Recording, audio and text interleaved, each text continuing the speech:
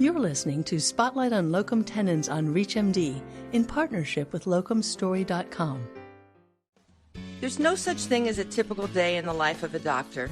However, most physicians become accustomed to the office, hospital, or healthcare facility where they practice day in and day out, usually somewhere close to home, relatively speaking. But what if you could have a career that's far from ordinary while still doing what you love, practicing medicine?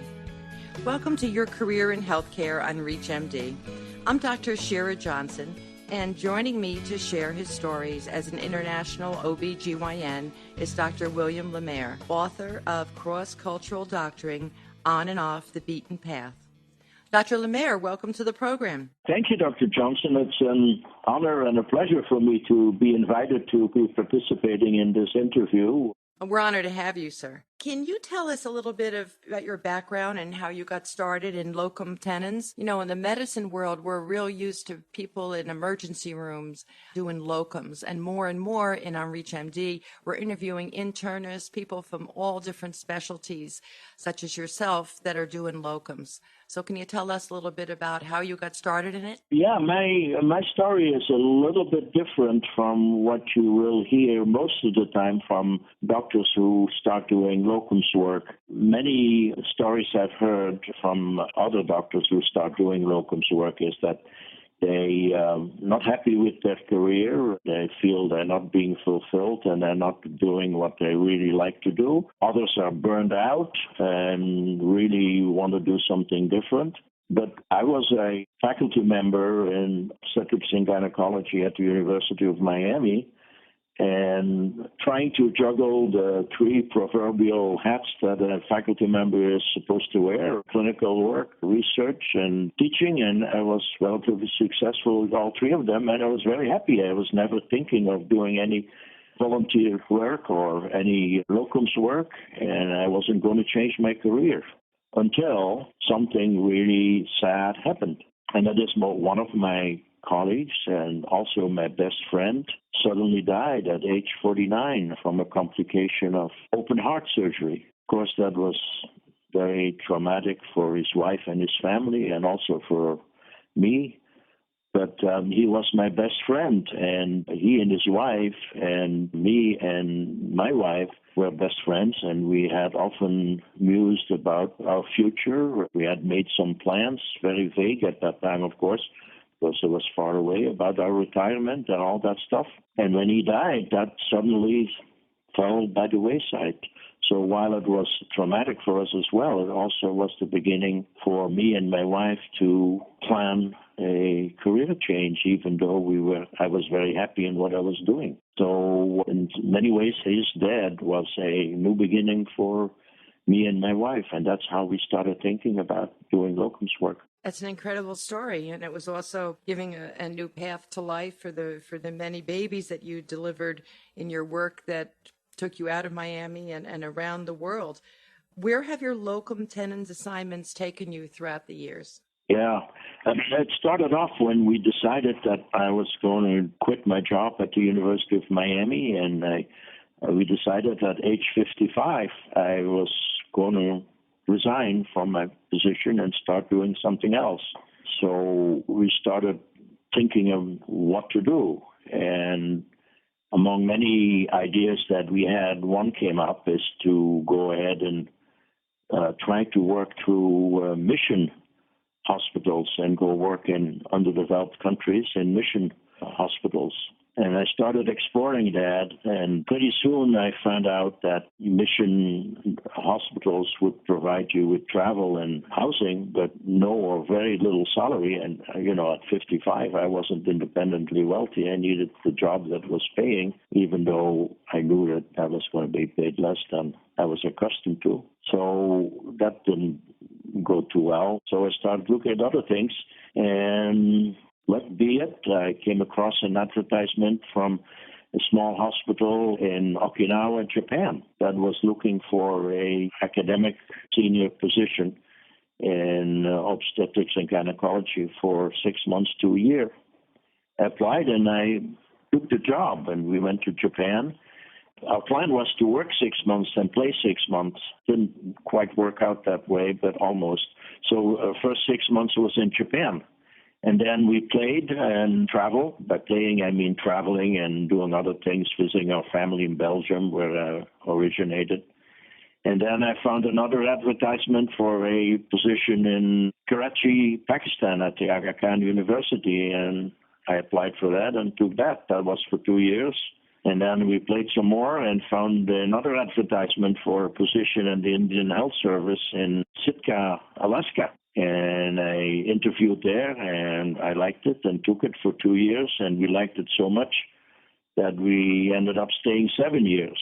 And even though I liked it there in Sitka, we still wanted to do some other things. So I resigned from there and then found a job through a locum tenens company in Australia. I worked there 6 months. I worked twice 6 months in Tasmania, twice 6 months in New Zealand, and several times for a shorter period of time, 3 or 4 months in Anchorage, Alaska. And that's sort of the summary of what we have done. In the meantime, I did a bunch of volunteering works for a short period of time. I say volunteering because all these jobs that I just mentioned were paying jobs.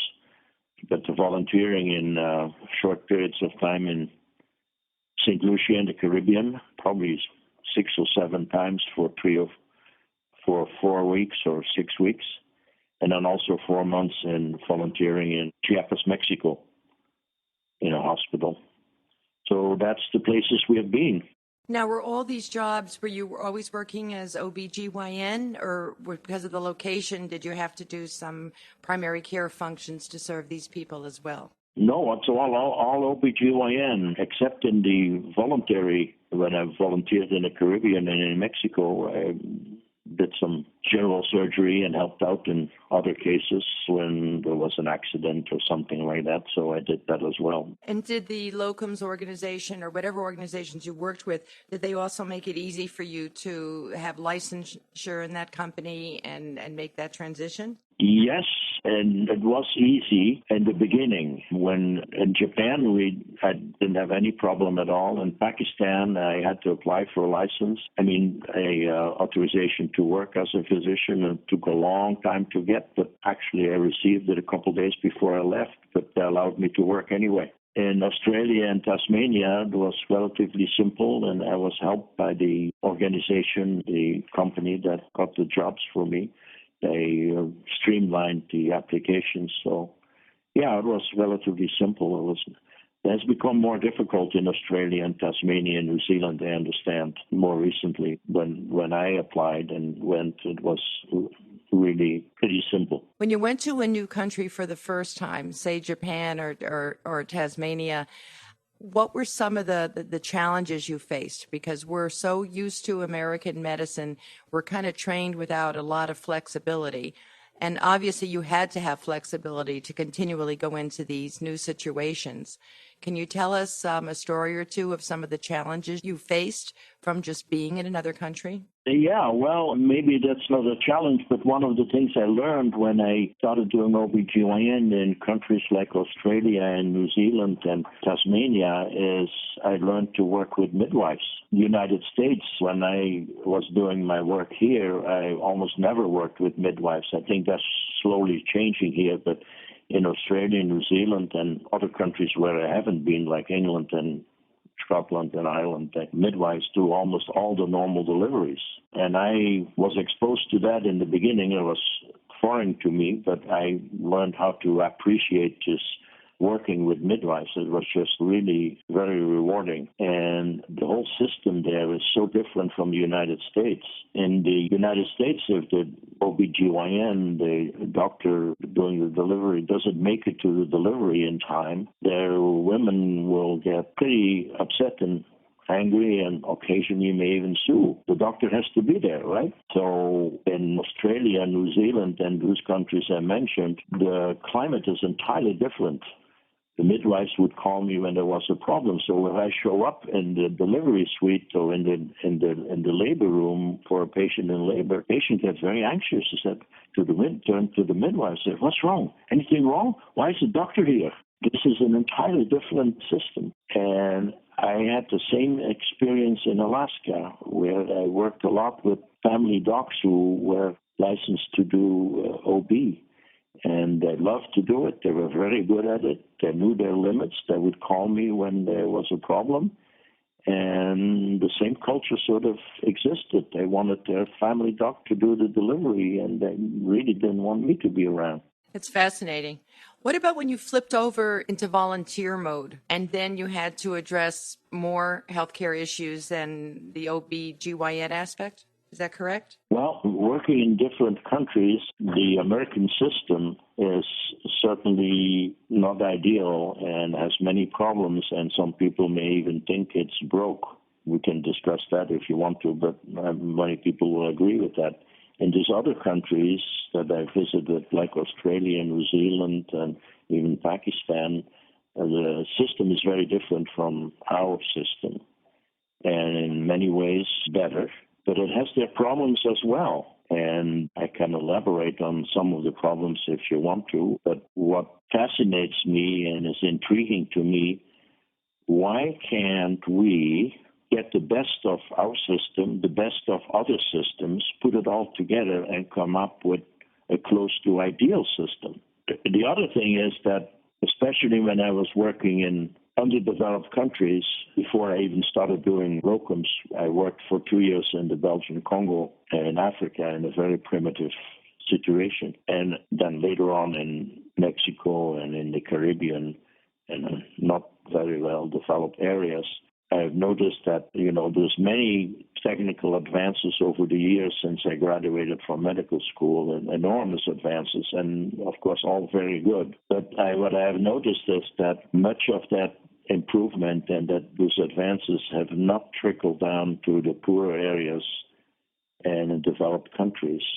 And there's still very many unfulfilled needs in these countries. And that's another fascinating but also very relatively sad aspect of our medical system. How easy was it for you and your family to adapt to these different cultures and ways of life? Can you tell us some stories about the social interaction? Yeah, in Sitka, Alaska, and in Anchorage, Alaska, we were always very much welcomed, and we became part of the community. And we have an incredible network of friends from all those different areas that we have kept over the years, and we keep contact with many of those. So, yeah, we were very welcome, and we enjoyed it. And part of that, I think, is also due to the fact that we not just work there, but also try to integrate ourselves in the community. For instance, my wife would, while I was working, would take volunteer jobs. In Pakistan, she became the swim coach in one of the schools, and in Mexico, she would sort of take charge of some of the not-so-sick kids who were in the hospital for under malnutrition and so on, and were in the hospital for a long time, and take them for outings, teach them reading and counting, and played with them. So, yeah, we felt very welcome, to the point that in some of the areas where we went, when time was up and we had to leave after 6 months or whatever time it was, they often had a farewell party for us. And in some of the places, I felt that the party was not for me, but for my wife, because she was participating in the community. So I think that's an important thing. I think if you do this kind of work, I think your partner, whether it be your wife or husband, I think has to be able to like what you are doing as well and jump in. For those just joining us, you're listening to Your Career in Healthcare on ReachMD. I'm Dr. Shira Johnson. Today I'm speaking with Dr. William Lemaire, an OB/GYN whose career took him on a journey around the world. I know you've had dozens of unusual and challenging situations as you did this work over many years. Could you share with us one or two stories about some of the challenges you faced? Let me give you a couple extreme examples from Africa. I think it's important that if you do this, that you learn to make do with whatever is available. When coming from America, from the United States, you're used to have everything available. You can have all the blood tests you want, and you can have all the instrumentation you need. But in some of these countries, you don't have that. And And I give you an example. In the Congo, this is now many years ago, but this may still occur if people go to Africa or Asia. The hospital where I was a small hospital in the middle of the jungle, and I was the only doctor there. And we had no electricity, really. For instance, when you had a premature newborn, there's no way of sending the baby to another facility. Transport was not available. You had to make do. You didn't have any incubators. So what we did is we took a large fish tank and found another smaller fish tank in which we put the baby and put the smaller fish tank in the larger one and poured warm water in between. Well, there was a attendant sitting there with a thermometer and measured the temperature, and when the temperature fell too much, he went down outside where on the open wood fire there was a water boiling, and she put some more warm water in between. So we're able to keep our premature babies warm. That's one example. The other example was, again, an extreme example, but in Congo, we didn't have any blood transfusions. We didn't have any blood bank, and nobody would want to donate blood there. That's their culture. So when we had surgery on an emergency basis with hemoperineum, with a belly full of blood, for instance, an ectopic pregnancy, and the patient needed to be transfused, and we couldn't do it, what we did is we had on the surgical pack, we had a sterilized soup ladle, large soup ladle, and we just scoop out the blood with all the clots and everything and poured it over a piece of gauze stretched out over a basin. And at the bottom of the basin was some citrate to keep the liquid blood that filtered through the gauze, that keep the gauze kept the clots out. The citrate in the bottom would prevent further clotting. And then we used big syringes to infuse the blood back into the patient's IV. That was a very primitive blood saver. So you have to be adaptive, be able to do with whatever is available and not be demanding and say, I need this, I need that. Make do with whatever you can. That's one of the philosophies I've learned over the years.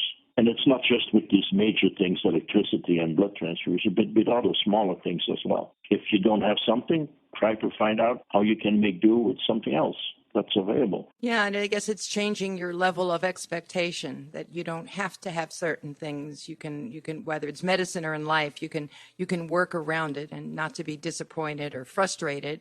Look at the situations you just described to us. I mean, many young practitioners have never heard of such things before. You've had an incredible life and some incredible experiences that we can't cover them all in the show. I hope that people will read your book. What would you say to residents or practitioners today who are maybe stuck in their ways or not thinking outside the box? You've had such an incredible life and such an incredible experience.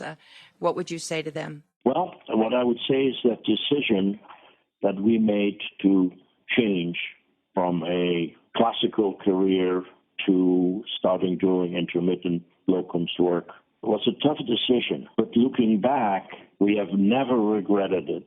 We have never looked back and over our shoulders. It was an incredible, enriching experience, and I would encourage people who have even the slightest thought of doing something like this is to follow their dreams and move on and just go ahead and do it. And if I would given a chance, I would do it all over again. That's a great remark for us to think about as we come to the end of today's program. I want to thank my guest, Dr. William Lemaire, for joining me to discuss his experiences as an international locum tenens physician and sharing his insights into practicing medicine around the world.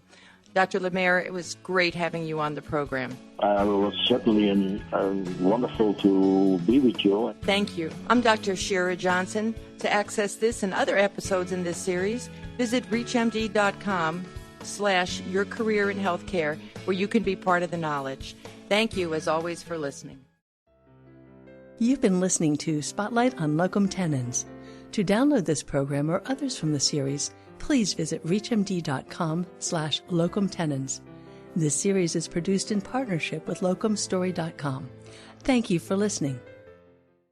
A lot of physicians have questions about locum tenens, and locumstory.com is the place for them to get real, unbiased answers to those questions. basic questions like, what is locum tenens? To more complex questions about pay ranges, taxes, various specialties, and how locum tenens works for PAs and NPs. And then there's the big question. Is it right for you? Go to locumstory.com and get the answers.